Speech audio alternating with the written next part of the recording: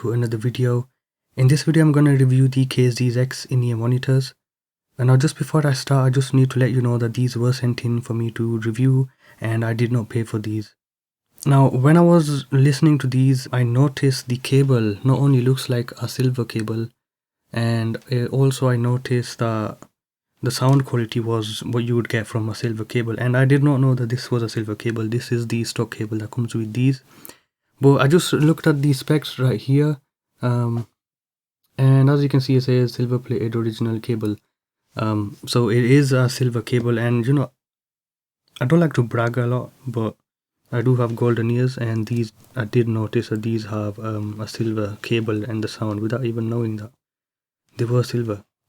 So I can't tell the difference between a copper and a silver cable. It's very apparent, and I think they made a good decision with going with the silver cable on these, because these, if you look at the specs over here, it does say it has an electrostatic driver in here, which is very low voltage. If you go down, the golden one looks really nice. I do have the night light thingy on, as you can see if it focuses.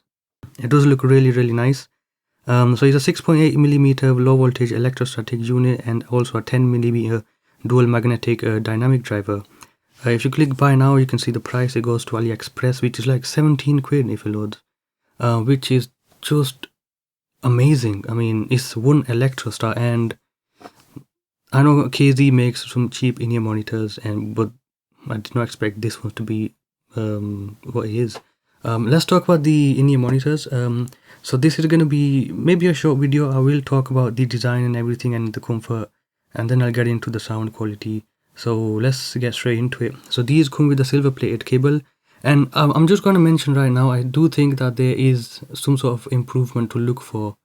So I will say you probably will see an improvement in sound quality if you do get a much higher quality cable, just so you know. Now these are using a 2-pin connector, so you can get third-party cables if you want. I didn't really bother getting a third-party cable because I don't think it needs one. So this is a stock cable. Now the stock cable is made from plastic. It's very cheap, but it looks decent. As you can see, it's made out of silver. It does have this middle thingy here which separates the other stuff and all, but it's just very simple.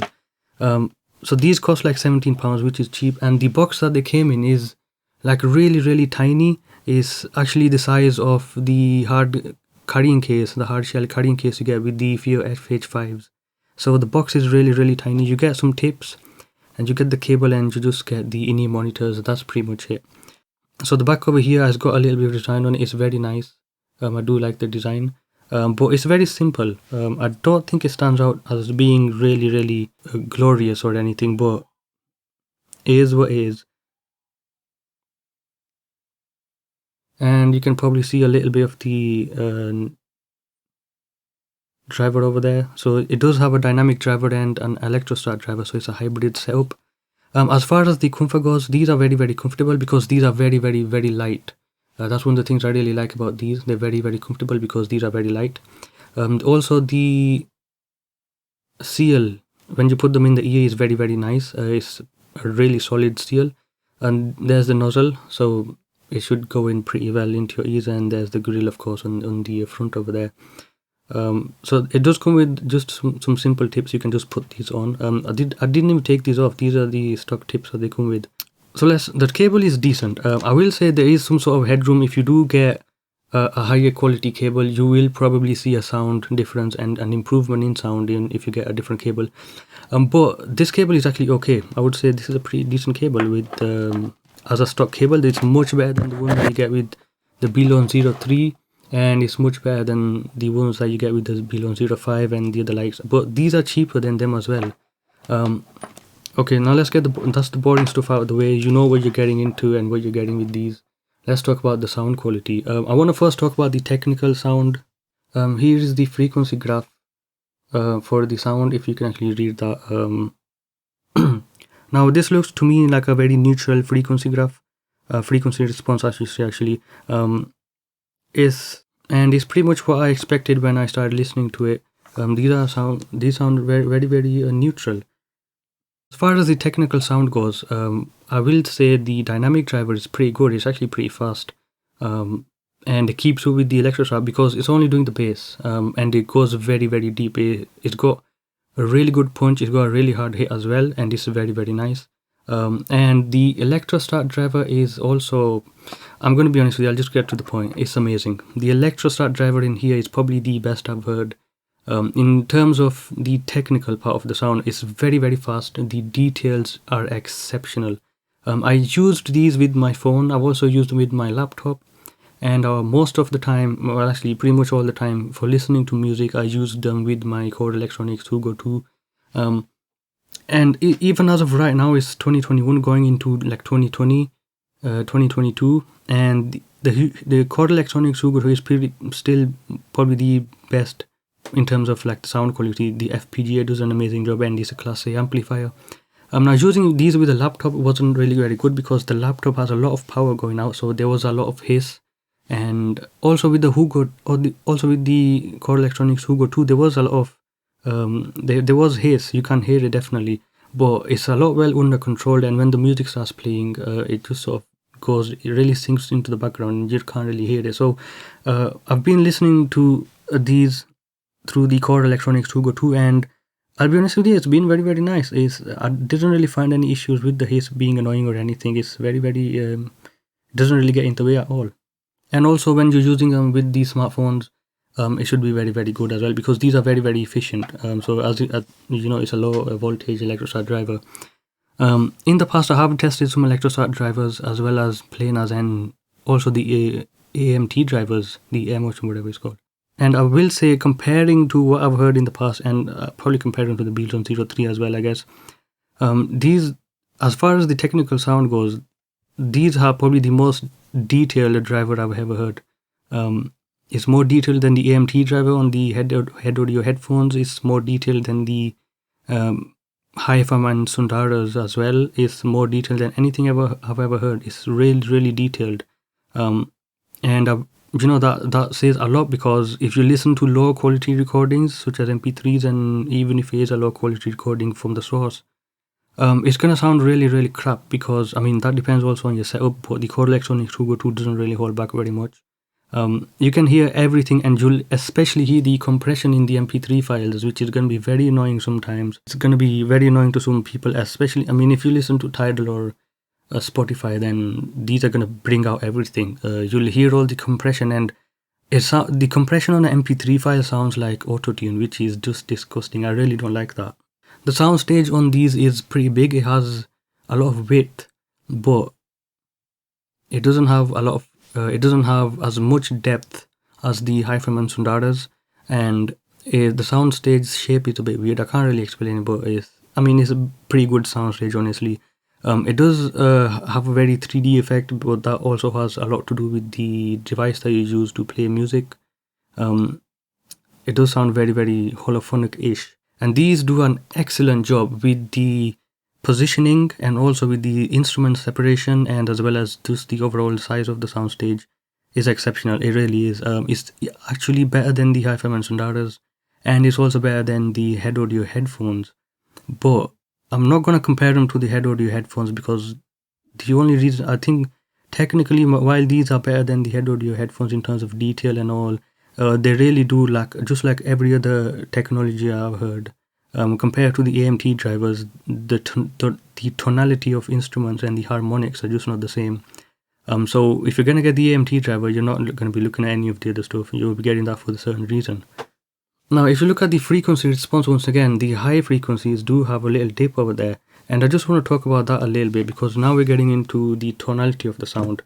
I love the bass on these. It's excellent. I really have no problem. I can't really hear where it crossfeeds over to the Electrostatic from the dynamic driver, so they've done a really good job with the crossfeeding. The mids on these are excellent. Probably one of the best mids I've ever heard. The detail is exceptional, and they really, really sound very full. So it's very nice. The Electrostatic is definitely doing an amazing job. But the higher frequencies, while they do sound excellent in terms of like the quality technically, from a technical point of view, I will say they're lacking some air in the recordings, which is something that I've heard on all the other headphones and stuff that I've used. Even the Beatles 03 have some air in the soundstage and stuff.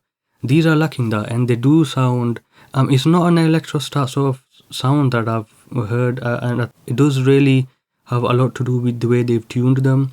So with the high frequencies, especially in the high frequencies, they're missing some air around the cymbals in a drum kit, which is very, very important, I think. And overall, the sound is very neutral. It's not following the Harman frequency response as much as it could have. But the soundstage is really, really good and all. So that's the only thing I really don't like about this. I just can't really feel the air in the soundstage around the instruments or anything like that.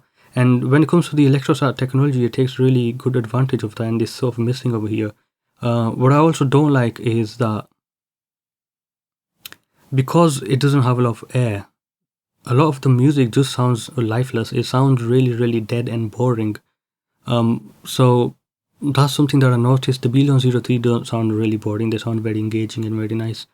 So that's the only thing I don't like about this. But honestly, when I was listening to music, I just got into it because of the quality, because I'm a sucker for quality. So quality-wise, it's very good. As far as what I recommend it for, so I'll get into that right now. Mainly, I listen to a lot of rock and heavy metal. This is perfect for that, honestly. It really is. I really like listening to heavy metal and rock on this. For pop, it's pretty good as well. What I will not recommend it for is classical music because of that air, is that sort of atmospheric sort of sound. And now it does do a really good job with the soundstage, and it does position the instruments really well. But unless the atmosphere is recorded in the recording, it's not gonna sort of make it sound very apparent because of the tuning in the higher frequencies. Now the quality, again, because of the Electrostat driver, is very, very high. It's amazing. I just want to mention another thing with the high frequencies. In the past, I have heard some Electrostats with the MJ2, Michelle Johnson MJ2s, also the Shure tape, which I did hear, and I didn't really like those, honestly. These are much, much better. These are probably what should have been the Shure tape. I mean, those are like really, really cool. They have a certain sound. These are much better. I like these a lot more. And also compared to the Tin Hi-Fi P1s, I like these more because they're better sound quality-wise. Like, actually, it's faster than the planar driver in the P1s. But the P1s do have a more natural sound. It does sound very nice, and the details are pretty good on that as well. And these do sound better. I just wanted to mention with the higher frequencies that with the Electrostat drivers, and when you get like a really fast driver, what you start to notice is the higher frequencies don't really have anything so holding them back. It doesn't sound like anything's holding them back. These don't really sound like that. The high frequencies sound really congested a little bit sometimes, and you can sort of tell if you do have a recording that has a really certain sound stage, you will be able to tell that there are walls around in the higher frequencies. Now with the Michelle and Johnson's MJ2s, I didn't notice, I noticed that the walls were lifted. So the higher frequencies, especially in the cymbals, they would just explode all over the soundstage, which was very, very nice. Now the silver cable does help a lot. I think if they went with the copper cable, it would have been disastrous, honestly. So that's a pretty good job. I will recommend them for pretty much all the genres. I did listen to reggae music as well as some pop rock and stuff. I just don't really like with like the opera and the classical music part. I haven't listened to some soundtracks which have a lot of soundscape, but what I did notice is the electric guitar, the distortion on the electric guitar in some rock recordings. Because of the Electrostat, it just comes through amazing. It just comes through really, really well. So I really do like them. I just don't like the high frequency. Honestly, it's not that bad. I just think they could have done a lot better with the tuning. That's the only thing I would say. But I have nothing else but to say, especially looking at the price. I thought they were 20, but they're like 17 right now, which is just amazing. I mean, that is really, really good. So these are probably, as far as technically sound, like, I'm not an in-ear monitor guy. I'm more of a headphones person, but sound quality wise, these are probably second in line now. The head audio headphones are like number 1. These are number 2 now. So yeah, very, very good. If you guys have any questions, if there's anything that I missed out about these, just ask me in the comment section below. Thank you guys for watching. I'll see you guys in another video.